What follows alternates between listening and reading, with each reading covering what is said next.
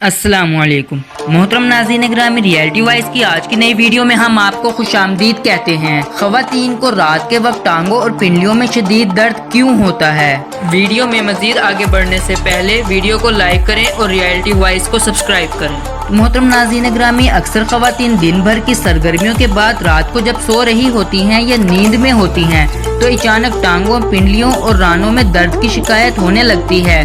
बाज़ औक़ात पैरों के नीचे चुभन और तकलीफ होती है। इस मसले को तिब में चार्ली बार्स कहा जाता है।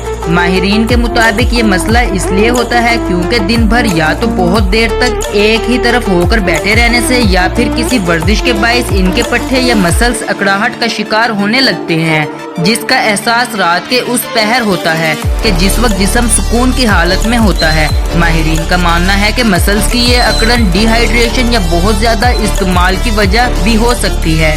दीगर अनासिर में खून की नाकिस गर्दिश, मखसूस अद्वियात का इस्तेमाल और सुस्त तर्ज जिंदगी भी हो सकता है।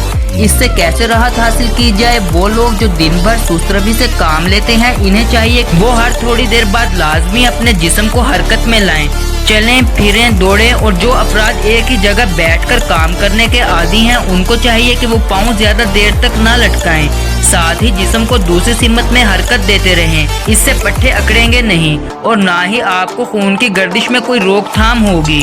डॉक्टरों के मुताबिक रात को सोने से कबल अपने पाँव के नीचे सरसों या जैतून का तेल लगाकर मालिश करके सोने से भी आपको टांगों और पिंडलियों के दर्द में आराम मिल सकता है। तो मोहतरम नाज़रीन ग्रामी, आज के लिए सिर्फ इतना ही। उम्मीद करते हैं आपको ये वीडियो जरूर पसंद आई होगी।